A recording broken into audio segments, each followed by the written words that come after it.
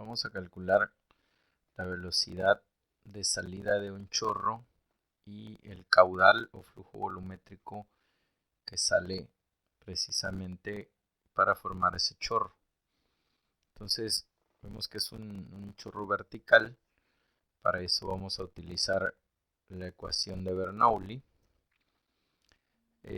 Primero nosotros debemos de identificar cuáles las variables que nosotros tenemos, cuáles son las acotaciones, cuáles son sus parámetros. Entonces, como primer punto, vamos a ver cuál sería su origen, es decir, de dónde vamos a medir las cotas.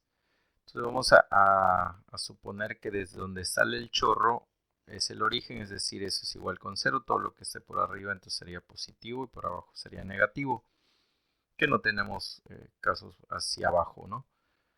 Entonces ya tenemos identificado nuestro origen.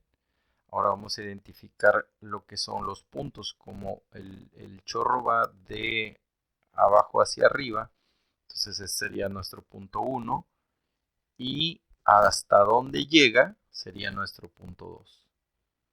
Ya tenemos entonces identificado nuestro origen, nuestros puntos de dónde va el chorro, de dónde viaja, hacia dónde. Entonces lo que vamos a identificar es cuál es nuestra incógnita, es decir, nosotros queremos saber la velocidad a la que sale el chorro. Entonces, este sería nuestra incógnita, sería la que vamos a despejar. Entonces, lo que nosotros ahora debemos de conocer son las variables, precisamente las que se conocen. Entonces, la cota que hay desde la parte 1 hasta la 2 sería Z2. Sería entonces este valor. Entonces, ¿qué pasaría con las demás variables? Nosotros no tenemos presión 1, es decir, está abierto a la atmósfera, pero también descarga la atmósfera. Entonces, por cuestiones de presión atmosférica, pues tendríamos las mismas, o por cuestiones manométricas no tenemos presiones en sí manométricas porque la energía se está convirtiendo en cinética. Entonces no tenemos presión 1 ni presión 2. Como estamos en el origen, entonces Z1 también vale 0. En consecuencia, velocidad 2, como es la máxima altura que alcanza el chorro, entonces aquí se pierde toda la velocidad y se vuelve 0. Entonces se cancela. Por lo tanto, tenemos solamente la igualdad de la velocidad 1 a Z2. Ese sería entonces nuestras variables, que es la que conocemos y la que desconocemos. Por lo tanto, la velocidad 1 sería la raíz cuadrada de 2 veces la gravedad por la altura que tenemos.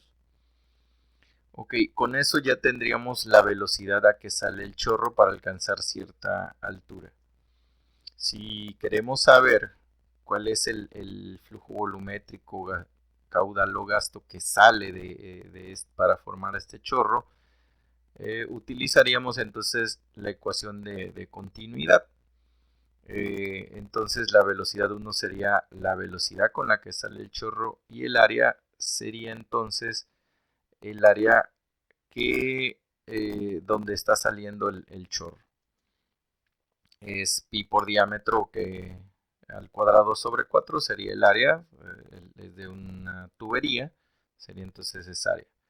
Para eso entonces vamos a ver si este chorro tiene 3 metros de alto y la boquilla con la que sale tiene diámetros de media pulgada, y la salida sería la salida, y la entrada, que sería más grande, tiene una pulgada de diámetro.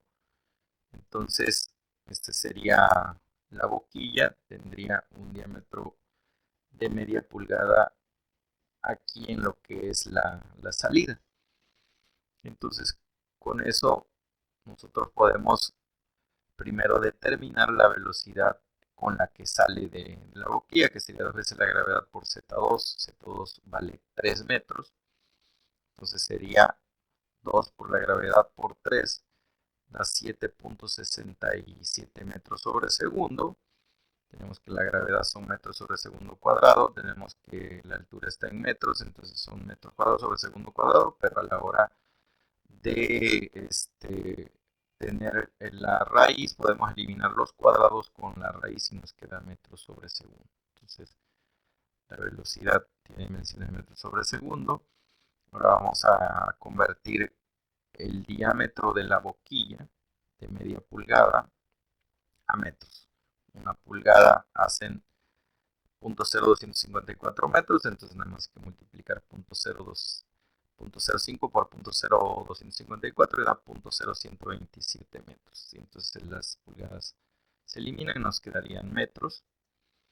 El área entonces es 0.0127 metros al cuadrado sobre 4 por pi, y tenemos un área, debido a que estos metros están elevados al cuadrado, sería un área, estas no tienen dimensiones, 0.000126 metros cuadrados sería el área de la salida de la boquilla. Entonces tenemos que el caudal es igual a la velocidad por el área, entonces la velocidad 7.67 por el área que acabamos de calcular, y esto nos da un caudal de 0.000971 metros cúbicos sobre segundo. Convertidos a litros por segundo, serían un metro cúbico hace 1000 litros, entonces nada más es la multiplicación y nos daría 0.971, que casi es un litro por segundo lo que estaría saliendo de la boquilla. Ahora, esta boquilla tiene de salida media pulgada, pero de entrada tiene 1 pulgada. Entonces, por el principio de continuidad, ese caudal de salida pues debe ser igual al de entrada. Eso se debe de cumplir. Entonces, a su vez, el caudal de salida que ya habíamos calculado sería velocidad 1 por el área. Eso ya está calculado, es decir, tenemos calculado el caudal de salida. El caudal de entrada, en consecuencia, sería entonces la velocidad de entrada por el área de entrada. Como nosotros conocemos lo que es el diámetro de entrada, pues entonces podemos conocer el área. Entonces podemos conocer la velocidad. Entonces la velocidad que tenemos de entrada sería el caudal de entrada sobre el área de entrada. Entonces son el caudal que calculamos anteriormente, ahora sobre el área, pi por diámetro al cuadrado sobre 4. Hay que recordar que esto es 1 pulgada. Entonces habría que convertirlos a metros, que directamente son 0.0254 metros al cuadrado por pi entre 4, y nos da una velocidad entonces a la entrada de 1.917 metros sobre segundo. Aquí están estos metros cúbicos, son con los metros cuadrados y nos quedaría solamente metros sobre segundo. Entonces tenemos que a la entrada tiene una velocidad de 1.917, pero a la salida tiene 7.67 metros sobre segundo, que son los que permiten que el chorro tenga una altura de 3 metros.